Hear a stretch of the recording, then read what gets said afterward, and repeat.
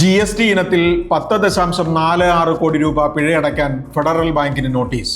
Central board of indirect taxes ഇന്നലെ penalty notice നൽകിയതായി federal bank stock എക്സ്ചേഞ്ചുകളെ അറിയിച്ചു. അപ്പീലിനൊരുങ്ങുകയാണ് federal bank.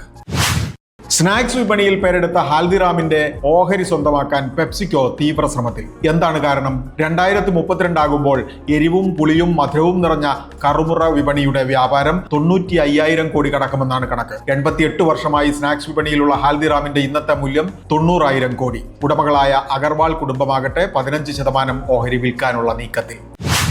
UPയിലെ പ്രയാഗ്രാജിൽ നടക്കുന്ന മഹാകുംഭമേള വിപണനത്തിനും ബ്രാൻഡ് പ്രദർശനത്തിനുമുള്ള അവസരമാക്കി വൻകിട കമ്പനികൾ. 3,600 കോടി രൂപയാണ് പരസ്യത്തിനും മറ്റുമായി റിലയൻസ് മുതൽ ഡെറ്റോൾ വരെ വിവിധ കമ്പനികൾ മുടക്കുന്നത്. ഫെബ്രുവരി 26 വരെയായി ഇവിടെ എത്തുമെന്ന് കണക്കാക്കുന്നത് 40 കോടി ആളുകൾ. പ്രവാസികൾക്ക് മാത്രമായി കണ്ണൂരിൽ വ്യവസായ പാർക്ക് തുടങ്ങാനുള്ള ശ്രമവുമായി കേരള സർക്കാർ. കിൻഫ്ര പാർക്കിൽ സ്ഥലം അനുവദിച്ചു. 100 കോടി മുതൽ മുടക്കുന്ന നിക്ഷേപകർക്ക് 10% മാത്രം നൽകി സ്ഥലം ഏറ്റെടുക്കാം. ബാക്കി തുക പിന്നീട് തവണകളായി അടച്ചാൽ മതിയാകുമെന്നും മന്ത്രി P. രാജീവ്.